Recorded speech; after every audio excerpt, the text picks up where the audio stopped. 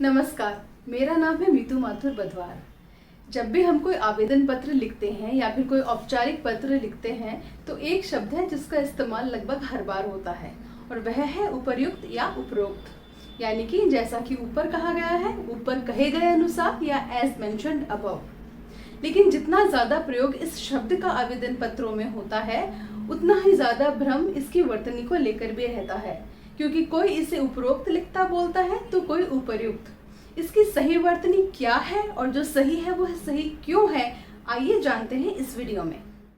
इस शब्द को देखने पर एक बात तो साफ समझ में आती है कि इसके मूल में दो शब्द हैं, ऊपर और उक्त। उक्त एक संस्कृत शब्द है जिसका अर्थ होता है कहा गया। ऊपर जो है उसका अर्थ हम सब जानते हैं, लेकिन यह नहीं जानते कि यह संस्कृत के शब्द से बना है ऊपरी। इसका मूल शब्द है संस्कृत में ऊपरी। जैसा कि याद करिए, हम कहते हैं सर्वोपरि, यह एक संस्कृत शब्द है। सर्वोपरि यानी सबसे ऊपर, तो ऊपरी का अर्थ हुआ ऊपर संस्कृत में।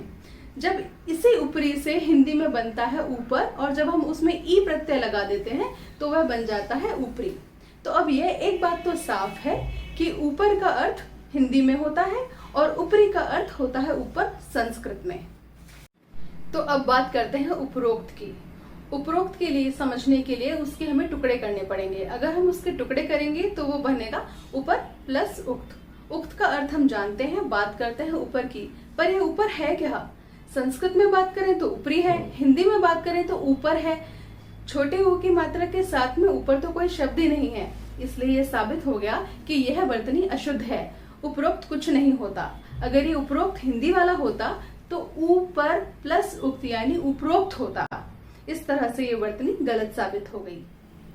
अब बात करते हैं उपर्युक्त की। उपर्युक्त के जब हम दो टुकड़े करते हैं तो संधि विच्छेद जब हम इस शब्द का करते हैं तो बनता है ऊपरी प्लस उक्त, यानी संस्कृत का ऊपरी प्लस उक्त।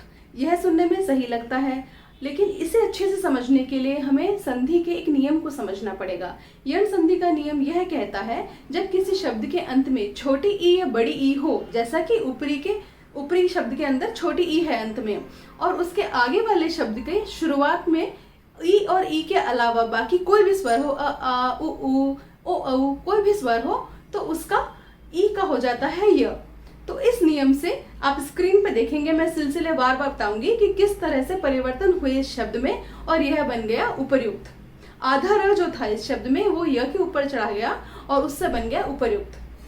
तो जाना आपने किस तरह से उपर्युक्त शब्द बना, और यह भी जाना कि कैसे अगर हम शब्दों की बनावट को समझ लें तो उन्हें समझना, उनकी शुद्ध वर्तनी को समझना कितना आसान हो जाता है। उम्मीद है आपको ये वीडियो पसंद आया होगा। अगर आपको ये वीडियो पसंद आया तो इसे लाइक कीजिए, सब्सक्राइब कीजिए, शेयर कीजिए और इस श्रृंखला को देखते रहिए, क्योंकि ऐसे बहुत सारे शब्द हम आपके लिए और लेकर आने वाले हैं। और हाँ, पिछले वीडियोस देखना चाहें तो डिस्क्रिप्शन बॉक्स जरूर चेक करिए, उसमें आपको इनके लिंक मिलेंगे। धन्यवाद।